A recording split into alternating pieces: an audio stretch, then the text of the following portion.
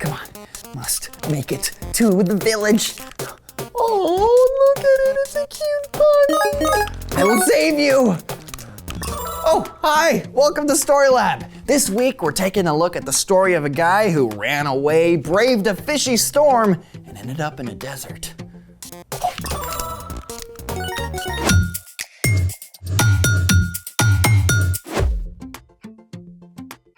Hey, I'm Carter. And I'm Zeke. We're talking about how trusting and remembering that God is with you can help you handle whatever comes your way. And you look like you're ready to handle a snowstorm?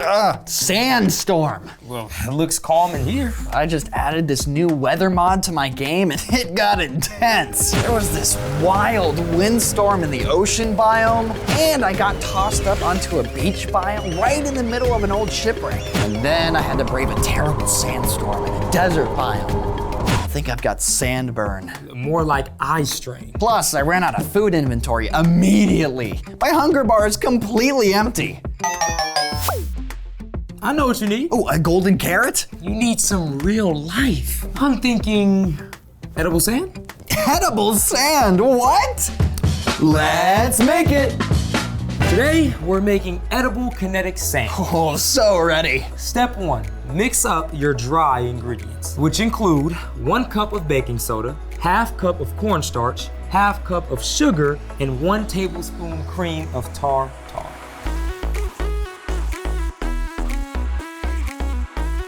Okay, when do we add color?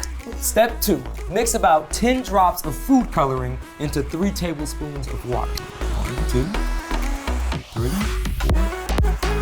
1, 2, 3, 4. That should make a nice purple. Okay, dump it in. Whoa, relax. Step 3, slowly add in the water.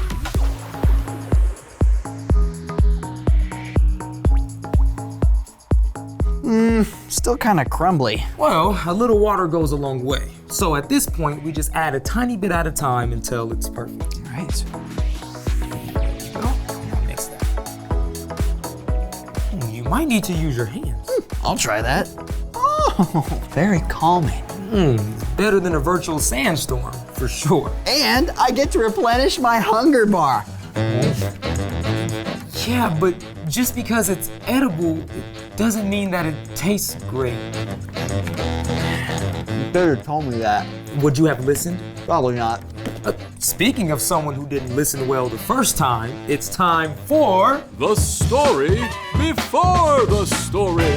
Today, we're in the book of Jonah. In the beginning, God created everything, including people. We had a perfect friendship with God. But people chose to turn away from God. They sinned, which caused a terrible curse that infected every heart and pulled people away from God. Everything was broken. But God loves us so much, He wanted to restore our relationship with Him. So God began an epic rescue plan. God chose Abraham and promised to bless the whole world through his family. Sometimes this family, God's people, followed Him. But often they turned to go their own way. For many years, the Israelites were ruled by kings. But after Solomon, the kingdom split in 2 parts. Many of the kings who followed led the people away from God. So God sent prophets to speak truth to these kings and even to other nations. Which is where our story starts. Take it away.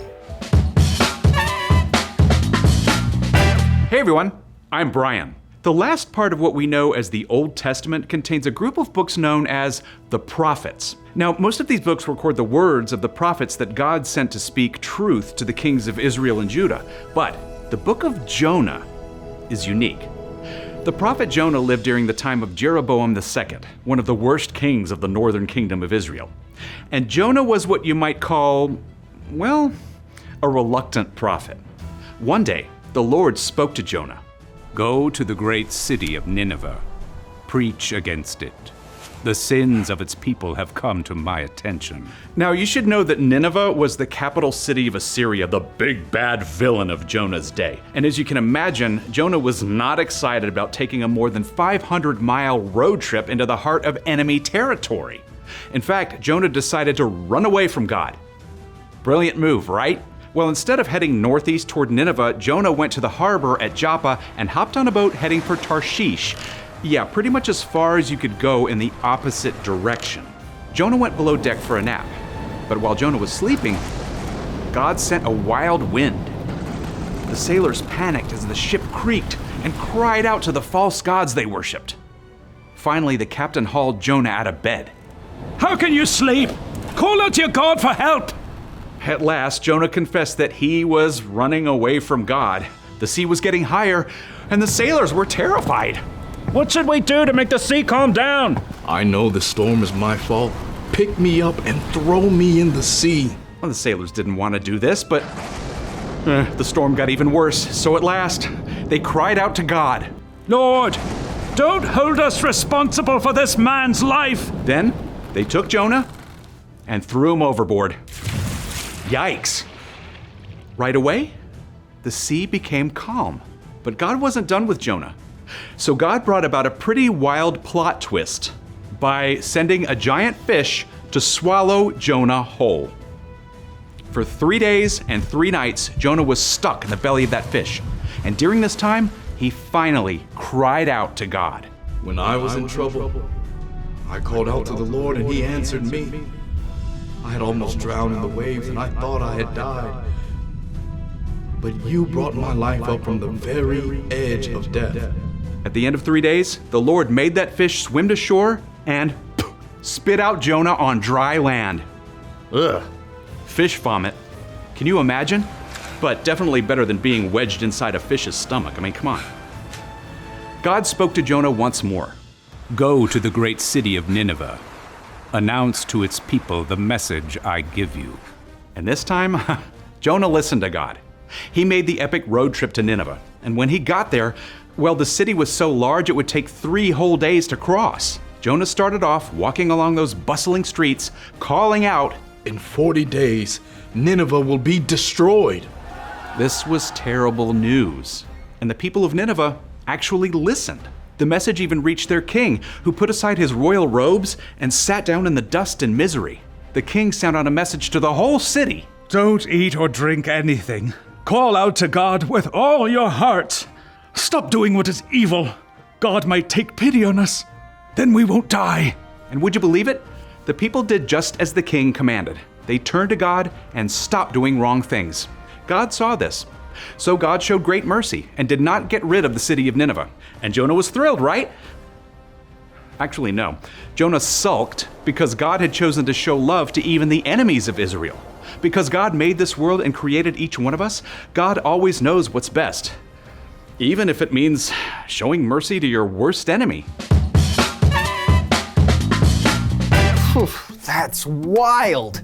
Jonah was supposed to be a prophet, but he did all that to run away. It was the sailors and the enemies of Israel who actually listened. It's a great reminder that God's love is for everyone, including those who don't know God yet. So, what's our part in this story? Well, Jonah knew all about God, but he sure didn't live like it. He made choices out of fear and frustration, placing trust and confidence in himself. See, he didn't really believe the truth that God knows what's best. We have a chance to live differently.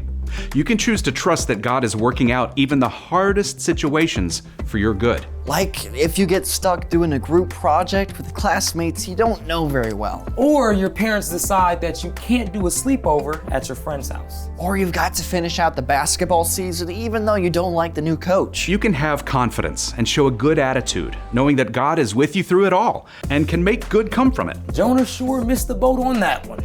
Missed the boat? A good one. Crazy as Jonah's story is, we can be confident it's one to study because Jesus himself talked about Jonah several different times. Oh, get this. It was a whale of a story. Huh? Not a whale, just a really big fish. Either way, wouldn't want to be swallowed by one. No. See you next time. So, here's the thing.